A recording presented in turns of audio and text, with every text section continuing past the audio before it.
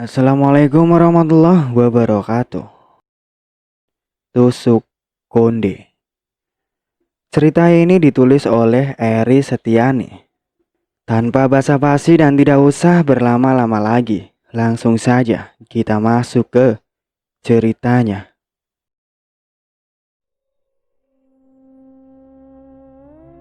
Rahayu mengambil sesuatu di dalam tasnya. Rahayu melihat benda yang dipegangnya dengan senyum penuh arti. "Mbak Asih, aku punya sesuatu buat Mbak." Rahayu membuka tasnya dan mengeluarkan kalung dengan liontin yang sangat indah. "Itu untukku, yuk." Asih merebut kalung di tangannya Rahayu begitu saja. "Iya Mbak, sebagai ucapan terima kasihku kepada Mbak Asih." "Bagus yuk, tidak kamu pakai." Asih langsung memakai kalung pemberian Rahayu. "Sudah sore banget ini Mbak, aku pamit. Nanti malam ada job manggung. Aku mau istirahat di rumah sebelum manggung." Rahayu menyalami Asih. "Sering-sering datang ke rumah ya yuk," tukas Asih. "Iya Mbak." Rahayu lalu pergi meninggalkan kediaman Asih. Rahayu sengaja datang ketika Baron tidak ada di rumah. Rencana Rahayu bisa gagal kalau ada Baron. Pria itu pasti bisa mencium gelagat makhluk halus yang Rahayu gunakan untuk membalas sakit hatinya kepada Asih. "Rasakan kamu Asih, rasakan kamu Asih. Penari tidak laku ini akan membuatmu menderita," ucap Rahayu dalam hati. Selepas kepergian Rahayu, Asih menatap dirinya di cermin dengan kalung pemberian Rahayu melingkar di lehernya. "Pasti mahal harga kalung ini." Asih menatap pantulan dirinya di cermin sambil mengusap liontin yang berwarna hijau. Ketika Asih sedang asik bercermin, sebuah notif pesan masuk dari ponselnya. "Mbak, malam ini aku ndak pulang. Ada yang mau aku kerjakan," pesan dari Baron. Balas Asih singkat. Ia sudah hafal dengan adiknya itu. "Aku mau mandi dulu. Aku lepas dulu saja kalung ini. Nanti liontinnya rusak." Asih melepas kalung yang dipakainya dan berjalan ke kamar mandi. Ketika di kamar mandi, bulu kuduk Asih meremang. Tidak biasanya ini terjadi. Di rumahnya banyak benda pusaka seperti keris, namun tidak pernah membuat Asih takut. Asih menghidupkan keran air. Lalu Asih mengambil air di dalam bak dan menyiram tubuhnya dengan air itu. "Panas!" Asih melempar gayung yang dipegangnya dan menjerit kepanasan. Asih merasa tubuhnya melepuh terkena air panas. Gegas Asih keluar dari kamar mandi dan memperhatikan tubuhnya yang terkena siraman air panas. "Tidak melepuh," gumam Asih. Asih kembali ke kamar mandi, memastikan air di dalam bak, air panas atau air dingin. Dicelupkan tangannya ke dalam bak. Airnya dingin, tidak panas seperti tadi. Aneh, tadi panas, sekarang dingin. Asih makan malam sendiri di rumahnya. Dia sudah biasa sendiri. Baron adiknya itu sering tidak ada di rumah. Keheningan menemani makan malam Asih kali ini. Yang terdengar hanyalah piring beradu dengan sendok. Lampu tiba-tiba hidup mati, membuat Asih agak takut. Asih merasa ada yang sedang mengawasinya. Asih memberanikan diri mengambil ponselnya di kamar. Dengan tangan bergetar Asih menghubungi Baron. Berkali-kali panggilan tidak tersambung juga, membuat Asih kesal. Terdengar suara tanpa wujud di kamar Asih. Asih mengedarkan pandangan, mencari siapa yang tertawa tadi. Namun nihil, tidak ada seorang pun di kamarnya. Asih berlari keluar kamar. Ia merasa ada yang tidak beres di rumahnya. Asih keluar rumah dan membiarkan pintu terbuka. Keringat sebiji jagung membanjiri tubuh Asih. Dari belakang Asih, makhluk tinggi besar menatap tajam ke arah Asih. Karena tidak melihat jalan, Asih tersandung hingga membuatnya jatuh tersungkur. Lutut Asih mengeluarkan banyak darah karena bergesekan dengan tanah. "Aduh, sakit sekali." Lalu Asih berdiri. Lututnya terasa perih dan berdenyut-denyut. Asih kebingungan. Ia tidak tahu sekarang ini ada di mana.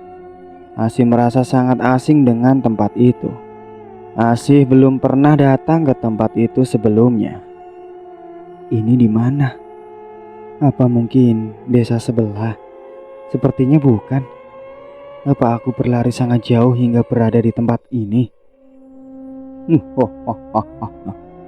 Terdengar tawa yang sama seperti suara tawa di rumahnya tadi. Siapa itu? Sosok tinggi besar muncul di hadapan Asih. Asih terkejut, di depannya muncul makhluk yang sangat mengerikan. Mau apa kamu? Asih memberanikan diri bertanya kepada makhluk itu. Nyawamu. Apa salahku? Tanya saja kepada pemimpinku. Makhluk tinggi besar itu lalu menghilang. Siapa pemimpinmu? Asih celingkukan mencari keberadaan makhluk tadi. Apa yang kamu cari, Nduk? Suara seseorang perempuan mengejutkan Asih. Asih menengok ke belakang. Seseorang perempuan cantik memakai pakaian penari zaman dulu. Perempuan itu tersenyum kepada Asih. Asih bergidik melihat senyum perempuan itu. Senyum yang sangat menakutkan. Perempuan cantik itu lalu menari diiringi suara gamelan. Entah dari mana suara gamelan itu berasal. Perempuan itu menari dengan lemah gemulai. Asih merasa pernah melihat tarian wanita itu. Namun ia lupa di mana pernah melihatnya. Perempuan itu lalu menjerat tubuh Asih dengan selendangnya hingga Asih tidak bisa bergerak. Entah apa yang dilakukan perempuan itu terhadap Asih hingga Asih tak sadarkan diri. Rahayu tersenyum-senyum melihat wajah cantiknya di cermin. Ia merasa semakin cantik dan wajahnya bersinar-sinar. Aku bisa membuat banyak pria bertekuk lutut padaku. Tentu saja, tapi ingat, kau tidak boleh jatuh cinta dan menikah. Terdengar suara Nyi Sulandri. Baik Nyi, saya tidak akan menikah. Bagus. Kalau kau sampai menikah, hal buruk akan terjadi kepadamu. Iya Nyi, saya mengerti. Dengan adanya aku bersamamu, hidupmu tidak akan susah. Semua keinginanmu akan aku penuhi. Semua rasa sakit di hatimu akan aku balaskan. Satu persatu orang-orang yang menyakitimu akan aku habisi. Terima kasih Nyi. Nyi Sulandri lalu menghilang dari hadapan Rahayu. Akhirnya satu persatu dari kalian akan meninggalkan dunia ini. Penindasan dan penghinaan yang kalian lakukan kepadaku akan aku balaskan. Waktu pun berlalu. Assalamualaikum. Waalaikumsalam. Bu Salamah, silahkan masuk Bu. Ruslan mempersilahkan istri Ustadz Toha untuk masuk. Ratihnya ada nak Ruslan? Tanya Bu Salamah. Ada Bu, sebentar. Saya panggilkan Ratih. Ruslan berjalan masuk ke dalam. Tak beberapa lama Ruslan keluar bersama Ratih. Bu Salamah, Ratih yang keluar bersama Ruslan keheranan melihat istri Ustadz Toha datang ke rumahnya. Kamu terkejut melihatku datang kemari? Ratih mengangguk. Saya melihat ada kabut hitam di sekitar rumah ini dan juga kalian. Sepertinya ada orang yang berniat tidak baik kepada kalian. Kalian harus berhati-hati. Jangan pernah meninggalkan sholat dan selalu berdoa kepada Allah Subhanahu wa Ta'ala untuk diberi perlindungan. Ucap Bu Salamah kepada Ratih dan Ruslan. Baik Bu, terima kasih untuk sarannya. Saya tahu siapa yang tidak suka kepada kebahagiaan keluarga kami. Pasti Baron pelakunya, ucap Ratih. Tidak baik berprasangka buruk kepada orang lain nak, nasihat Bu Salamah. Tapi memang begitu Bu, kenyataannya. Tanda Ratih. Kamu yakin jika yang berniat tidak baik itu Baron? Bagaimana jika orang lain? Bukankah itu hanya dugaanmu? Tukas busa lama. Rati masih memikirkan Rahayu. Adiknya itu semakin cantik juga semakin keras kepala. Rati merasa curiga kepada adiknya itu. Baru 2 minggu meninggalkan rumah, ia berubah seketika menjadi penari terkenal. Bahkan bisa mengalahkan Kinanti yang jelas-jelas memakai ilmu pengasihan. Rati merasa Rahayu memiliki ilmu pengasihan juga. Bahkan sepertinya lebih tinggi dari ilmu pengasihan Kinanti. Aku harus mencari tahu rahasia Rahayu, gumam Rati. Malam ini Rati mengikuti Rahayu setelah menari. Rati sangat terkejut dengan apa yang Rahayu lakukan. Adik satu-satunya itu.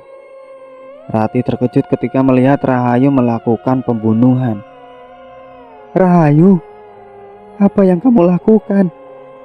teriak Rati di belakang Rahayu. Rahayu tersentak. Ia tidak menyangka jika ada Rati di belakangnya. Rati berjalan mendekati pria sekarat yang sudah ditusuk Rahayu. "Hentikan, Mbak, atau aku habisi juga dirimu," ancam Rahayu. Rati berhenti dan berbalik menghadap Rahayu. "Apa katamu? Kamu mau menghabisi kakakmu sendiri?" "Kenapa tidak? Jika kamu menghalangi apa yang aku lakukan, aku tidak akan segan-segan menghabisimu. Walaupun saudaraku sendiri. Dasar tidak punya hati," maki Rati. "Aku memang tidak punya hati semenjak kalian semua menyakitiku dan berbuat seenaknya kepadaku. Aku tidak pernah menyakitimu. Sebagai kakak aku ingin yang terbaik untukmu. Aku tidak percaya dengan ucapanmu. Kamu tidak suka aku menjadi penari. Kamu tidak ingin aku menjadi hebat, Mbak. Aku hanya tidak ingin kamu disakiti. Aku sangat menyayangimu, Rahayu. Hanya kamu saudara yang aku miliki satu-satunya. Tapi aku sudah tidak menganggapmu saudara." Rahayu mengacungkan tusuk konde miliknya yang sudah seperti pisau saja. Rati tertawa melihat Rahayu mengacungkan tusuk konde itu kepadanya. "Kamu mau membunuh dengan tusuk konde itu?" "Tentu saja. Selama ini aku menghabisi korbanku dengan tusuk konde ini. Tusuk konde ini menjadikanku penari yang hebat. Tusuk konde ini membuatku akan menjadi cantik, bahkan mengalahkan Kinanti." "Astagfirullah, jangan melakukan hal syirik seperti itu. Kita punya Tuhan, yuk. Meminta pertolongan kepada Allah. Jangan kamu meminta pertolongan kepada jin. Pasti di dalam tusuk konde itu ada jin bersemayam di dalamnya. Dia telah menyesatkanmu. Pasti dia juga yang telah membuatmu melakukan pembunuhan. Dosa besar itu, yuk." "Persetan dengan dosa. Aku tidak peduli. Aku ingin terkenal. Aku ingin menjadi cantik dan membalaskan rasa sakit hatiku kepada mereka yang merendahkanku dengan menghinaku. Kembalilah ke rumah dan kita meminta bantuan Ustadz Toha menyingkirkan tusuk konde itu." "Diam. Sudah kukatakan berulang kali, aku tidak ingin pulang ke rumah dan aku juga tidak menganggapmu sebagai saudaraku. Rumah itu memiliki banyak kenangan kita bersama bapak dan ibu. Apa kamu tidak ingin kembali?" Rati berharap dengan ucapannya Rahayu luluh dan ikut bersamanya. Rahayu terdiam. Pikirannya menerawang jauh ketika bapak dan ibu masih hidup. Tanpa terasa bulir-bulir bening lolos dari kedua matanya. Rahayu menjatuhkan tusuk konde itu dan melangkah mendekati Rati. Langkah Rahayu terhenti ketika mendengar bisikan Nyi Sulandri. "Kamu mau kembali menjadi gadis biasa yang dihina dan diperlakukan buruk. Apa kamu lupa dengan rasa sakit hatimu? Apa kamu tidak ingin membalaskan rasa sakitmu?" "Tidak!" teriak Rahayu. "Aku tidak ingin ikut denganmu." Rahayu berbalik. Ia mengambil tusuk konde yang ia jatuhkan dan berlari meninggalkan Rati. "Rahayu!" panggil Rati. Namun Rahayu tidak mendengarkan panggilan Ratih dan terus berlari. Ruslan terbangun ketika mendengar suara ketukan pintu. "Siapa ya, Dek? Malam-malam begini datang bertamu," ucap Ruslan. Ia mengira Ratih tidur di sampingnya. "Loh, di mana Ratih?" Hanya ada Gani di sampingnya. Ruslan bergegas melangkah keluar dan membuka pintu. Ia terkejut melihat Ratih ada di luar. Wajah Ratih tampak lesu. "Kamu dari mana, Dek?" Ratih tidak menjawab pertanyaan Ruslan. Ia melangkah masuk dengan langkah gontai. Ratih duduk di kursi dengan wajah tertunduk. Bahu Ratih bergetar menahan tangis yang pada akhirnya tidak bisa ia bendung. Ratih menangis terisak-isak, membuat Ruslan iba. Ruslan tidak tahu apa yang membuat istrinya itu menangis seperti itu. Ruslan merangkul tubuh Ratih, menjadikan bahunya tempat bersandar istrinya itu. Ruslan membiarkan Ratih menangis hingga lelah. Mungkin itu bisa lebih menenangkan Ratih. "Aku gagal, Mas," ucap Ratih sambil terisak. "Apa maksudmu gagal?" "Aku gagal menjadi kakak yang baik. Aku gagal menuntun Rahayu di jalan yang benar. Aku tidak berguna." Ratih menjambak rambutnya sendiri. "Apa yang telah Rahayu lakukan?" Dia telah melakukan pembunuhan, Mas." Ruslan terkejut mendengar perkataan Ratih. "Kamu yakin Rahayu melakukan pembunuhan?" "Aku melihat dengan mata kepalaku sendiri." "Apa yang harus aku lakukan, Mas, supaya Rahayu kembali ke jalan yang benar?" "Kita minta bantuan Ustadz Toha saja." "Tidak, Mas. Aku tidak mau ada yang tahu Rahayu melakukan pembunuhan. Aku tidak ingin dia masuk penjara, Mas." "Lalu apa yang harus kita lakukan?" "Aku akan menemui Rahayu, Mas. Akan kubujuk dia pulang. Rahayu terpengaruh hal buruk jika dia pergi dari rumah." "Kamu yakin Rahayu mau mendengarkan ucapanmu?" "Akan aku coba, Mas." Pagi ini Ratih datang ke tempat Rahayu tinggal. "Assalamualaikum, Rahayu." Ratih mengucapkan salam sambil mengetuk pintu. "Ngapain kamu kesini? Ada perlu apa?" ucap Rahayu datar. "Kamu gak mempersilahkan Mbak masuk." "Masuk." Rahayu mendorong pintu hingga terbuka lebar. "Yuk, pulanglah. Ikut bersama Mbak," tukas Ratih setelah berada di dalam. "Harus berapa kali aku ngomong? Aku gak mau pulang ke rumah. Aku ingin mencari kesenanganku sendiri." "Kesenangan apa yang kamu dapatkan dengan membunuh dan menyakiti orang? Itu bukan urusanmu. Aku bahagia dengan diriku sekarang. Cantik, kaya, dan banyak yang mengagumiku. Apa yang kamu dapatkan dengan cara singkat itu tidak baik, Yuk. Kamu akan menyesal telah bersekutu dengan iblis. Kamu akan menderita." "Aku tidak menderita. Justru aku bahagia. Aku bisa mendapatkan apapun dengan mudah. Dan yang paling penting, aku bisa membalaskan dendam dan rasa sakitku," ucap Rahayu penuh penekanan. "Lupakan rasa sakit dan dendammu itu. Itu semua hanya mengotori hatimu. Singkirkan semua dan kembalilah pulang. Kita mulai dari awal dengan hidup damai dan apa adanya." "Aku tidak mau hidup apa adanya, Mbak. Aku ingin kaya." "Tapi cara yang kamu lakukan itu salah. Menjadi kaya itu harus bekerja keras, bukan dengan cara instan seperti yang kamu lakukan." "Bekerja keras sampai mati pun aku gak akan bisa kaya. Hanya dengan bantuan Nyi Sulandri, aku bisa mendapatkan kekayaan dengan mudah. Melakukan perjanjian dengan jin pasti ada harga mahal yang harus kamu bayar, Yuk." "Terserah. Yang penting aku senang." Rahayu tertawa lantang. Ratih geleng-geleng kepala melihat adiknya yang berubah 180 derajat. "Apa kamu tahu, Mbak? Akulah yang sudah menghabisi nyawa bapaknya Mas Ruslan. Apa? Kenapa kamu menghabisi orang sebaik bapak? Salah apa bapak mertuaku kepadamu? Dia tidak salah, Mbak. Hanya saja bertemu dengannya ketika Nyi Sulandri meminta darah. Terpaksa aku menghabisinya. Tega kamu, Yuk. Terpaksa, ucap Rahayu santai, tanpa merasa bersalah sedikit pun. Kejam, biadab.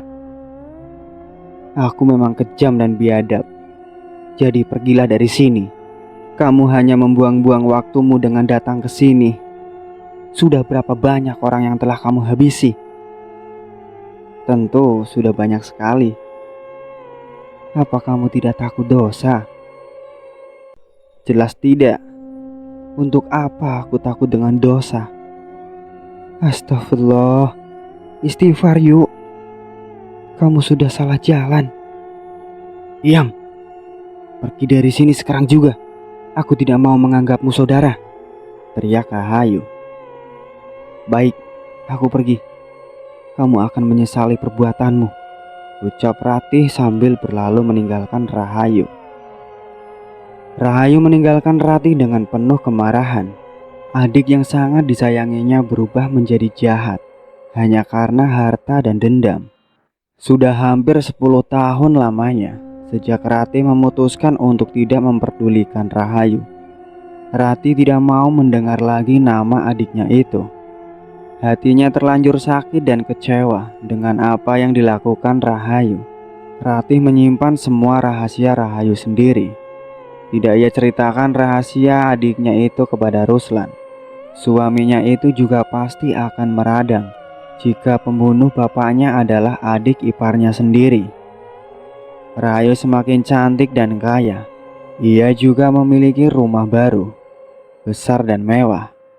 Rahayu terkenal karena kecantikan dan kekayaannya. Ia memiliki banyak pembantu. Rahayu sudah menghabisi satu persatu orang yang telah menyakitinya. Bahkan Rahayu telah mengelabui Baron dan membunuh Asih, kakaknya Baron. Dengan semua yang dimilikinya itu, Rahayu semakin sombong dan angkuh. Ia memandang rendah orang miskin. Rahayu itu semakin hari semakin cantik ya, celetuk Bu Rami ketika sedang memilih sayuran. Iya, dia itu makin kaya dan cantik, tapi sayang sekali dia gak akur sama Ratih. Padahal Ratih saudara dia satu-satunya. Kasian, cuma 2 bersaudara saja seperti itu. Dengar-dengar, Ratih memutus tali persaudaraan karena Rahayu tidak mau memberikan sebagian hartanya kepada Ratih. Timpal Bu Vina. Astagfirullah, Bu.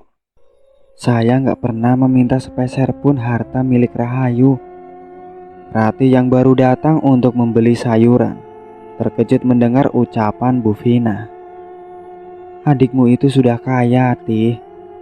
Nggak salah kok kamu meminta sedikit dari bagian hartanya yang sangat banyak, ujar Bu Rami. Betul itu, Tih. Untuk siapa harta yang dimiliki adikmu itu kelak? Apa hanya untuk dikumpulkan saja? Apa enggak kepikiran itu Rahayu buat menikah, Tih? Supaya ada pendamping hidup? Atau malah sudah tidak butuh laki-laki? Tanya sendiri sama Rahayu, Bu. Aku nggak tahu. Jawab Ratih asal memilih sayuran. Setelah mendapat sayuran yang dicari, Ratih lalu membayar sejumlah uang kepada penjual sayur.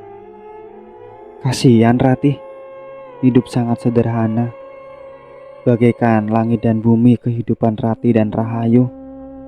Bu Rami menatap kepergian Ratih dengan iba. Apa nggak ada niat Rahayu mengajak saudara satu-satunya itu tinggal bersamanya? Topik pembicaraan ibu-ibu itu adalah Rahayu. Pak Herman, seseorang pengusaha sukses di toko, pindah ke desa untuk menghindari keramaian dan kesibukan kota. Pria parubaya itu pindah ke desa bersama istrinya. Perusahaannya yang besar di kota ia serahkan kepada Indra, putra sematawayangnya untuk dikelola. Hari ini Pak Herman meminta sanggar di mana dulu Rahayu berada di sana untuk menghibur sanak saudara dan relasi bisnisnya yang akan datang ke desa. Rahayu diminta Yuni dan Putra untuk ikut menari di acara yang diadakan Pak Herman. Rahayu awalnya menolak. Ia tidak ingin menari di desanya. Ia tidak ingin mengorbankan warga di desanya untuk Nyi Sulandri. Namun karena Yuni terus membujuk, akhirnya Rahayu menuruti permintaan untuk menari di kediaman Pak Herman. Hari di mana Rahayu akan menari di kediaman Pak Herman pun tiba. Ketika Rahayu akan memasuki ruangan tempat dia dan penari lainnya berias, tidak sengaja Rahayu bertabrakan dengan seseorang pemuda tampan. Rahayu merasakan desiran halus di hatinya ketika mata mereka saling beradu. Rasa yang belum pernah ia rasakan sebelumnya. Entah perasaan apa. Tiba-tiba waktu Rahayu menghibur tamu dari Pak Herman, semua mata terpana melihat kecantikan dan kemahiran Rahayu menari, termasuk pemuda tampan yang bertabrakan dengan Rahayu. Kamu selalu hebat, Yuk. Pak Herman dan tamunya puas dengan penampilanmu. Yuni menepuk bahu Rahayu. Tentu saja, ucap Rahayu dengan angkuhnya. Maaf, boleh saya masuk? Seseorang pemuda tampan berdiri di depan pintu. Oh, Mas Indra, silahkan masuk.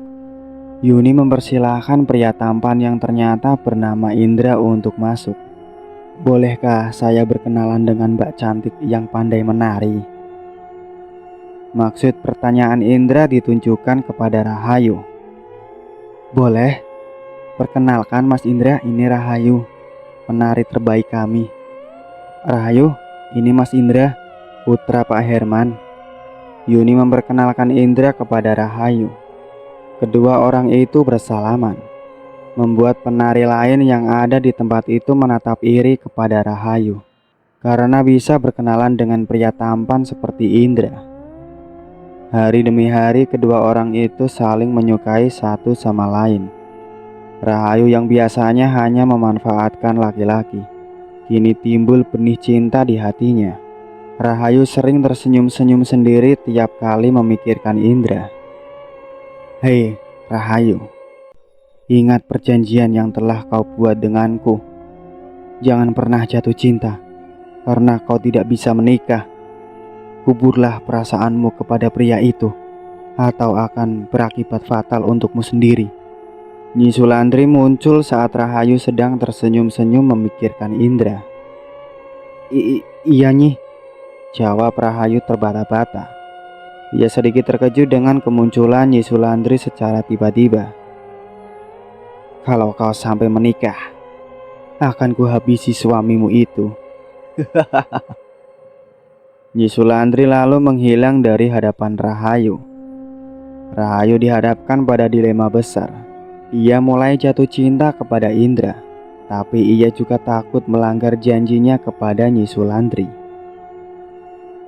Rahayu, aku sangat mencintaimu. Maukah kamu menikah denganku dan menjadi ibu dari anak-anakku? Sebuah pesan dari Indra. Karena sangat mencintai Indra, Rahayu menerima ajakan Indra untuk menikah.